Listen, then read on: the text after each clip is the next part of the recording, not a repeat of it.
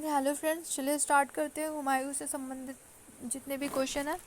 अब इससे पहले की वीडियो में मैंने बाबर के बारे में बताया था, तो आप उसको देख लीजिएगा। बहुत ही इंपॉर्टेंट क्वेश्चन है जो कि आपके सभी एग्जाम में बाबर से रिलेटेड जितने भी क्वेश्चन है मैंने सभी कवर करने की कोशिश की है, चाहे वो नेट, टीजीटी, पीजीटी जो भी एग्ज़ाम होगा। आज हुमायूं के बारे में भी मैं वही करूँगी। तो वीडियो स्टार्ट करने से पहले आप चैनल को सब्सक्राइब कर लीजिएगा और वीडियो को लाइक कर दीजिएगा और शेयर कर दीजिएगा अगर अच्छा लगे तो। ओके, तो चलिए स्टार्ट करते हैं। अब देखते हैं कि हुमायूं का जन्म कब हुआ था। तो हुमायूं का जन्म जो हुआ था वो 1508 ईस्वी में काबुल में हुआ था। कहाँ पे हुआ था? काबुल में। ठीक है। इनकी जो माँ थी, इनकी माँ थी माहम बेगम। कौन थी माँ? इनकी माँ थी इनकी माँ थी माहम बेगम। माहम बेगम। और ये जो थी वो बाबर की तीसरी पत्नी थी। और ये हुमायूं जो था वो चार भाई था, कामरान, अस्करी और हिंदाल, जिसमें से कामरान और अस्करी जो थे वो गुलरुख बेगम के पुत्र थे, जबकि हिंदाल जो था वो दिलदार बेगम का पुत्र था। किसका था? दिलदार बेगम का। ठीक है। और हुमायूं के बारे में ये भी कहा जाता है कि अपने भाइयों में साम्राज्य का बंटवारा करने वाला ये एकमात्र मुगल शासक था। तो अगर मान लो क्वेश्चन पूछता है कि अपने भाइयों में साम्राज्य का बंटवारा करने वाला एकमात्र मुगल शासक कौन था, वो तो हुमायूं था। और इसके संदर्भ में ये भी कहा जाता है कि इसका जो साम्राज्य को जो बंटवारा किया इसने, और वही इसके पतन का प्रमुख कारण था। और इसका कमज़ोर चरित्र भी मानते हैं, लेकिन दूसरा कारण ये साम्राज्य का बंटवारा भी मानते हैं। एक क्वेश्चन ये बनता है कि गुजरात में सैनिक विजय प्राप्त करने वाला पहला मुगल बादशाह कौन था। तो गुजरात में सैनिक विजय प्राप्त करने वाला पहला मुगल बादशाह जो था वो हुमायूं था। कौन था? हुमायूं था। अब इसके बारे में देख लेते हैं। तो हुमायूं ने अपने भाई जो इसका था अस्करी, कौन था? अस्करी। अस्करी को इसने गुजरात का गवर्नर नियुक्त किया था, गुजरात और मालवा का, अस्करी को। और वहाँ का शासक था बहादुर शाह। तो बहादुर शाह ने अस्करी को बाहर कर दिया था। तो हुमायूं ने 1535 ईस्वी में चंपानेर का युद्ध लड़ा था। कौन सा युद्ध लड़ा था? चंपानेर का युद्ध लड़ा था, जिसमें इस युद्ध में हुमायूं और बहादुर शाह का अधिकारी इकतार खां ने युद्ध लड़ा था। इस युद्ध में हुमायूं विजयी हुआ था। और ये युद्ध कब हुआ था? ये हुआ था 1535 ईस्वी में। कौन सा युद्ध? चंपानेर का युद्ध। चंपानेर, ध्यान कर लेना आप लोग। वैसे ज़्यादा ये एग्ज़ाम में पूछा नहीं है, लेकिन आ सकता है मुझे लग रहा है, इसलिए मैंने ये सोचा यहाँ बता दूँ आप लोगों को। नेक्स्ट इसमें क्वेश्चन बनता है कि ऐसा कौन सा शासक था जो सप्ताह के 7 दिन 7 रंग की पोशाक पहनता था। तो ये जो था ये हुमायूं ही था। ये रविवार को पीला कलर का पहनता था, शनिवार को ब्लैक और सोमवार को सफ़ेद कलर का पहनता था। फिर एक क्वेश्चन ये बनता है कि अबुल फजल ने किसे इंसान एक कामिल कहा है। क्या कहा है? इंसान एक कामिल। तो अगर मान लो ये क्वेश्चन पूछता है कि इंसान एक कामिल किसके बारे में कहा गया है, तो ये है हुमायूं के बारे में। और किसने कहा है? तो अबुल फजल ने कहा है। ठीक है। अब इसका राज्याभिषेक के बारे में भी बता दूं, मैंने बताया नहीं अभी। इसका जो राज्याभिषेक हुआ था वो 29 दिसंबर 1530 ईस्वी को हुआ था। कब हुआ था? 29 दिसंबर 1530 1530 ईस्वी को हुआ था। कब हुआ था? 1530 ईस्वी को, 29 दिसंबर को। ओके। फिर उसके बाद 1532 ईस्वी में एक दोहरिया का युद्ध लड़ा था। तो मान लो अगर क्वेश्चन पूछता है कि दोहरिया का युद्ध कब हुआ था, तो दोहरिया का जो युद्ध हुआ था वो 1532 ईस्वी में महमूद लोदी को उसने पराजित किया था इस युद्ध में। और फिर उसके बाद है नेक्स्ट क्वेश्चन है कि हुमायूं का सर्वप्रथम सैन्य अभियान कौन सा था। तो हुमायूं का जो सर्वप्रथम सैन्य अभियान था वो 1534 ईस्वी में कलिंजर का था। कौन सा था? कलिंजर। कलिंजर का जो अभियान था ये प्रथम सैन्य अभियान था, ये फर्स्ट था, इतना ध्यान रखना। तो इसका प्रथम सैन्य अभियान कौन था? वो कलिंजर का था। और 1535 में अब मैंने आपको बताया कि चंपानेर का जो युद्ध हुआ था उसमें इसने वहाँ बहादुर शाह को पराजित किया था। तो ये प्रथम सैनिक अभियान जो था इसमें ये विजयी हुआ था। ओके।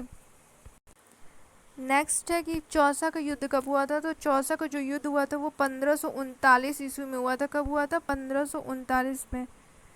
और ये इसमें शेर शाह ने पराजित कर दिया था।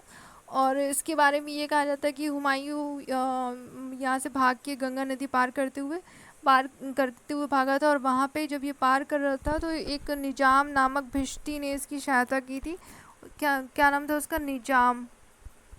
और भिश्ती का मतलब क्या होता है? भिश्ती का मतलब होता है नाविक। इसने इसकी सहायता की थी। तो इसने प्रसन्न होकर उस निजाम को एक दिन का बादशाह बनाया था, और कभी कहीं कहीं कहते हैं कि आधे दिन का बादशाह बनाया था। तो इसने ये जो निजाम था, इसने चमड़े का सिक्का चलवाया था। किसका सिक्का चलवाया था? चमड़े का। चमड़े का सिक्का। ओके।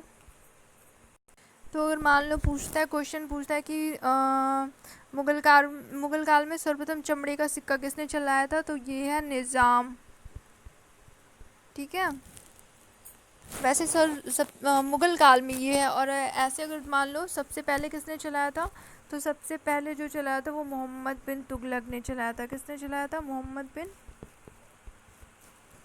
तुगलक को जाता है, और इस मुगल काल में निज़ाम को जाता है।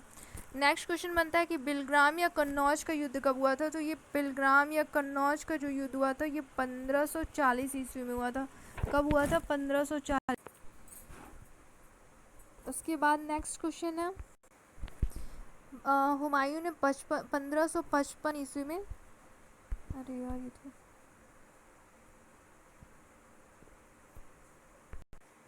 सॉरी थोड़ा सा टेक्निकल वो हो जा रहा है। हाँ तो चलिए क्वेश्चन देखते हैं। हाँ, हुमायूं ने 1555 में सरहिंद के युद्ध में किसे पराजित किया था, तो जो सरहिंद का युद्ध हुआ था इसमें सिकंदर सूर को पराजित किया था। किसको पराजित किया था? सिकंदर सूर को। ओके। और नेक्स्ट क्वेश्चन है कि हुमायूं नामा किस भाषा में लिखा गया, तो हुमायूं नामा जो है फारसी भाषा में लिखा गया, और इसकी रचना किसने की है? इसकी रचना गुलबदन बेगम ने किया है। फिर उसके बाद है दीन पनाह भवन का निर्माण किसने किया था? दीन पनाह भवन का जो निर्माण किया तो हुमायूं ने किया था। और इसी के पुस्तकालय से गिरकर इसकी मृत्यु हुई। तो इसके संदर्भ में ये कहते हैं कि ये एक इतिहासकार हैं लेनपुल, उन्होंने कहा कि हुमायूं जीवन भर लड़खड़ाता रहा और लड़खड़ाते हुए शासन करता हुआ चला गया। तो ये किसका कथन है? ये लेनपुल का है। ठीक है। उसके बाद एक क्वेश्चन बनता है कि हुमायूं को राखी किसने भेजा था, तो हुमायूं को जो राखी भेजा था वो कर्णावती ने भेजा था। किसने भेजा था? कर्णावती ने। कर्णावती। कर्णावती ये मेवाड़ की थी राजमाता, या करमेती, इनका नाम करमेती भी मिलता है कहीं कहीं। मेवाड़ की राजमाता थी।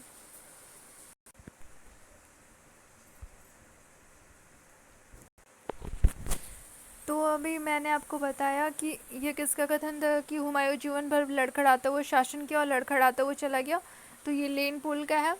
और हुमायूं को राखी किसने भेजा था, तो वो कर्णावती या करमेती, ये मेवाड़ की राजमाता थी, उन्होंने भेजा था। ठीक है। और एक क्वेश्चन ये भी था कि पनाह भवन का निर्माण किसने किया था, तो हुमायूं ने किया था। दीन पनाह भवन का निर्माण किसने किया था? हुमायूं ने किया था। इसी की सीढ़ियों से इसकी गिरकर मृत्यु हुई थी। फिर हुमायूं नामा की रचना किसने की? हुमायूं नामा किस भाषा में लिखा गया, तो ये फारसी भाषा में लिखा गया, और रचना किसने किया? गुलबदन बेगम ने किया है। ठीक है। और क्वेश्चन देख लेते हैं।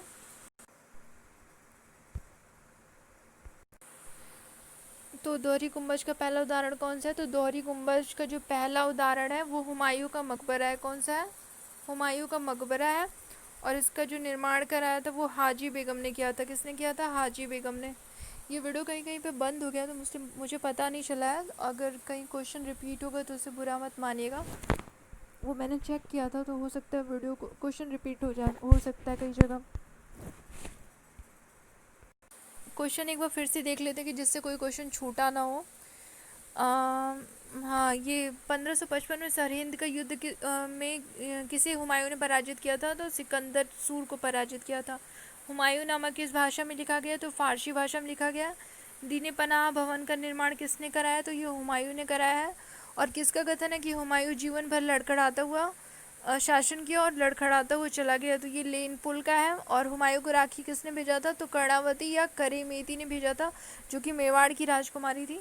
नेक्स्ट था इसमें कि दोहरी गुंबज का पहला उदाहरण कौन है, तो ये हुमायूं का मकबरा है, और यहीं से इसका निर्माण हाजी बेगम ने कराया था, और यहीं से बहादुर शाह जफर और उसके पुत्रों को गिरफ्तार किया गया था 1857 में। ओके, तो फ्रेंड्स ये है आपका हुमायूं से संबंधित जितने भी क्वेश्चन थे। और इसके बाद और भी क्वेश्चन, 1 मिनट मैं बता रही हूँ आपको। हाँ, तो फ्रेंड्स ये कंप्लीट हो गया, अब क्वेश्चन नहीं बचा, सारा कंप्लीट हो चुका है हुमायूं से संबंधित। तो अगर आपको वीडियो अच्छा लगेगा तो लाइक और शेयर कर दीजिएगा।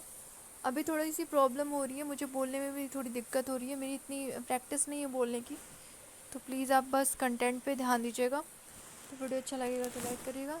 Okay, thank you.